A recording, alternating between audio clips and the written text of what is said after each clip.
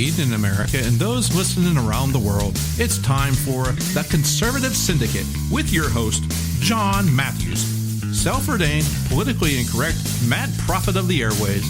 The Conservative Syndicate is comprised of some of the most knowledgeable activists and pundits today that together seek to tear down the imaginary wall of separation between church and state through education, information, and engagement with those seeking the truth regarding the similarities and differences between the religion of politics and the politics of religion.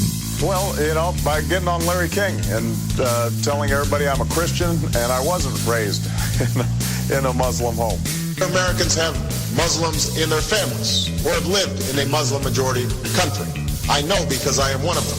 As a boy, I spent several years in Indonesia and heard the call of the azan at the break of dawn. But I have known Islam on 3 continents before coming to the region where it was first revealed. That experience guides my conviction.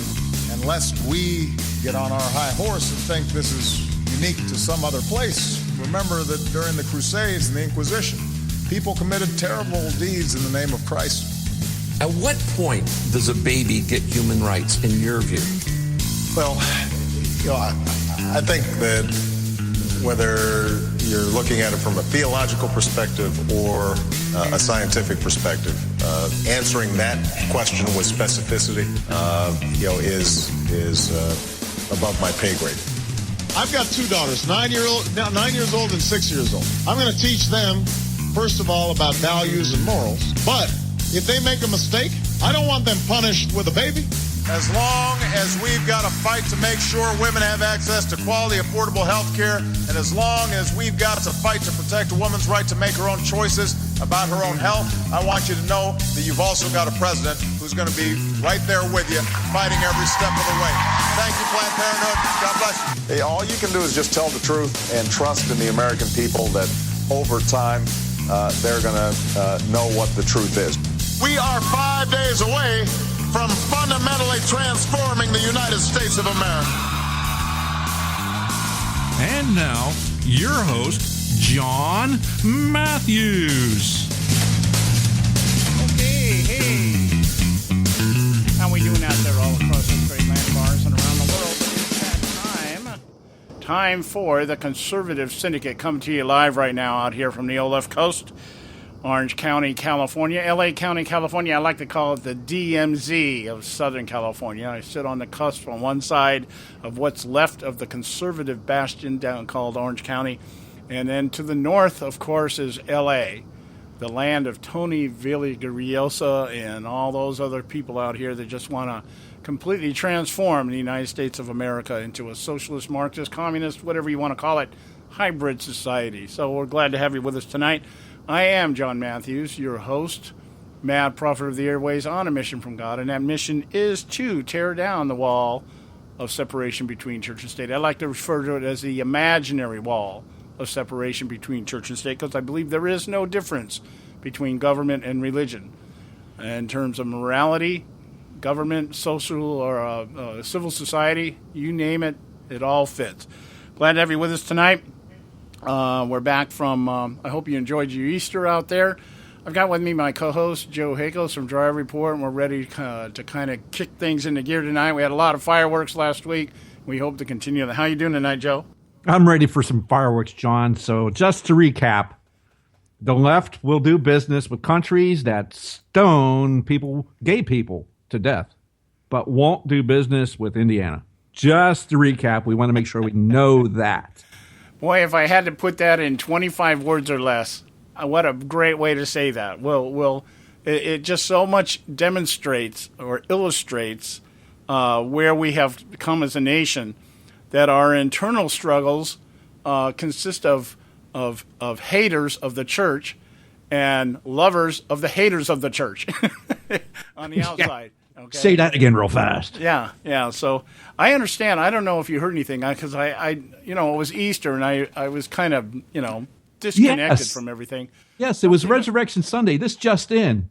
Jesus is alive and Muhammad is still not. But I did hear about something over the weekend. Was there not some more Christian executions or something overseas somewhere? Yeah, I think they had a bomb in a church. These people that a certain leader, well, quote air quotes leader in America says, well, no, it's not about religion. It's about something. It's about their economic plight.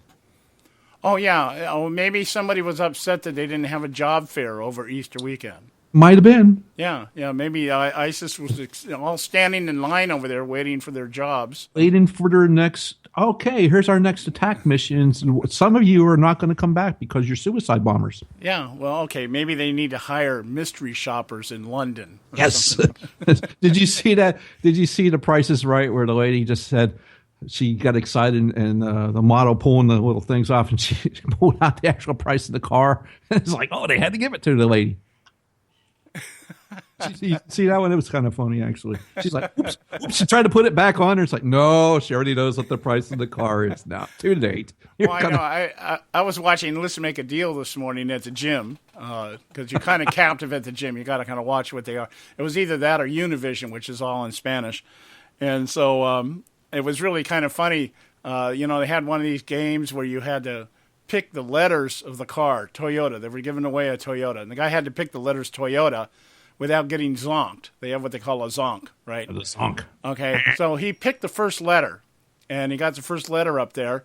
And then the other girl that was participating, she hit a zonk right away. Her first choice was a zonk. So she was knocked out. So he goes back to the other guy and goes, oh, okay, well, you won $500 for the first letter. And he goes, oh, does that mean I get the car? and the guy looks at him and goes, no, I told you have to spell the name. He just saw, I got the first letter. Where's the car? I'm thinking, there's an Abominite for you. Oh, he's just excited, John. He's on TV. Yeah.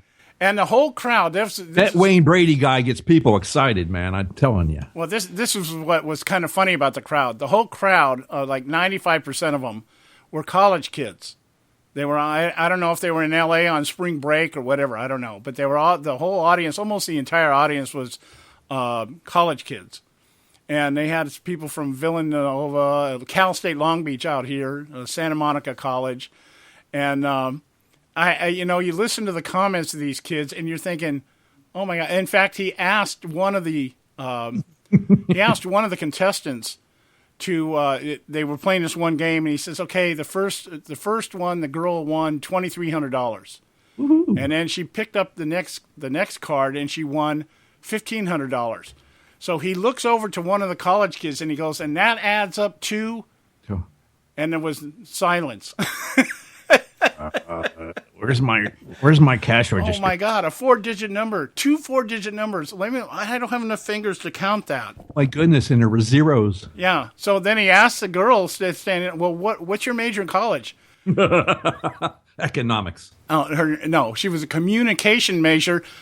Oh, sorry. Majoring in Russian. And he says, well, yeah. He goes, do we have people that communicate with Russia?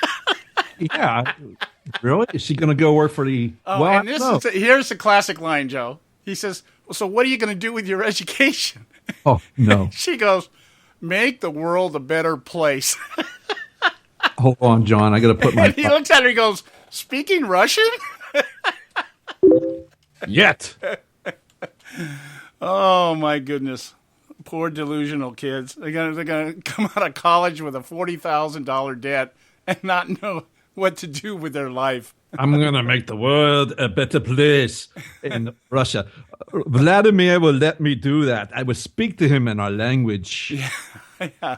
And I will make him understand me and love me at the same time. I will find him a pet bear that he can pet and rub. We have our President Barack Obama to thank for that also. So, yes, and we're going to give him an actual button. But I did hear another thing this morning. I listened to Carly Fiorina on Glenn Beck. Oh, that was actually CEO of HP. Very good interview. I mean, I was impressed with this lady. I don't know if I'd vote for her, but I was impressed with her because she didn't mince any words. I mean, she was really direct and to the point. And they were talking about the drought. That's how they started the conversation off, talking about the drought out here in California.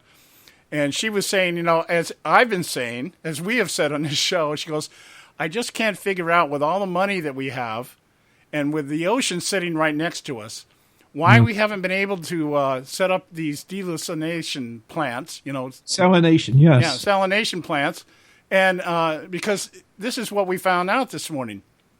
Only 12% of the water used in California is used by its residents. Uh-oh. Check that out. The rest of it is used primarily in the Where's the other 88% go, John? Huh? Where does the other 88% go? That's some quick math there, by the way. Yeah. Most of it is used in the agricultural industry. Yes. Okay. So why can we not use reclaimed water to water plants? I don't know. Maybe it's bad for a certain bug or insect or... Well, if we got salination plants, you can make that water as pure as you want. Well, I'm just saying, I'm sure there's a reason why you haven't been able to do it. I'm sure it's quite logical. I'm sure it has something to do with an insect or something. Instead, we have Governor Moonbeam out here telling everybody now that if you exceed a certain amount of water, you're going to be penalized. And it's like $500, isn't it? Yeah, that's the first fine. Oh, that's just the first fine. Yeah. Public execution comes after that. So. Oh, well, just skip the rest of the... Well, if everybody's dead, how are you collecting a fine? Well, yeah, and then who's going to ride the train to nowhere? That's the big issue out here. They're building this train to nowhere. You guys had one of them too? Well, it's all going... you know where the train is going? No, nowhere. Vegas. Well, what goes to Vegas stays in Vegas. Yeah. We have to have a place for all our welfare recipients to go, how they can get to Vegas on the weekend. Really? No, really. You're kidding, right? Do I sound like I'm kidding? Oh, dude, really? Oh, gee. Just when you thought it couldn't get any more wacko, it does. It can, out here in California, anything can happen, man. Any given day of the week. With Governor Moonbeam and the rest of them out here, you never know what's going to happen. Man, I'm serious. You don't have any water. If you use water, you're going to get fined, and the next thing you know, you're dead, and then they're going to ship you off to Vegas to spend money you don't have. Yeah. We'll bury you out in the middle of the desert out in Vegas where nobody will find you. That kind of thing. So a mob like to be like that. Yes, there you go. Oh, well, it is the Democratic Party for you. Yep. And it's in fact one of the things that Beck said this morning I thought was really profound, even coming from Glenn Beck. Yes, that's quite okay. It was the idea that California is kind of responsible for their own problems, don't you think? Most of us outside of California would say that. No, well, but it was a valid point. He said, you guys keep electing the same people out there. What do you expect? I'm like, duh. Of course, this is a man who now thinks Rand Paul is the top presidential contender. So, and he's going to announce soon. We're going to trade off one form of idiocy for another. I don't know. Well, I want you to take a look at Mr. Paul's foreign policy initiatives and tell me don't somewhat match what Barack Obama's doing. Oh, yeah, especially regarding Israel. Mm-hmm. Yeah. There's an issue here. That's why I can never voluntarily become a Paul bot. The idea that we got a man in here who thinks even less of Israel than the guy sitting in the White House now. Yes, who said, "Well, I really like Israel, but I wish they would not be Israel." I'm paraphrasing, but that's pretty much what he did. Yeah, he says on one show one thing and turns around on NPR and goes, "You know what?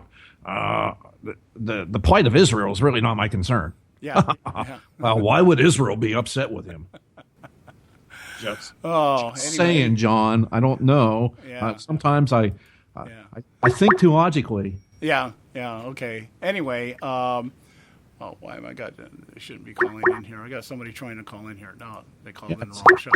Okay. All right. Hey, look, we got to do our first break here. Let's take a break. Yeah, and then when we come back, we're going to launch into our topics tonight. We're going to talk about, continue to talk about the Religious Freedom Act. Is that what it's called? The Religious Freedom Act? I think it's called something about religion. Religious Freedom Restoration Act. We're going to talk about that. Okay.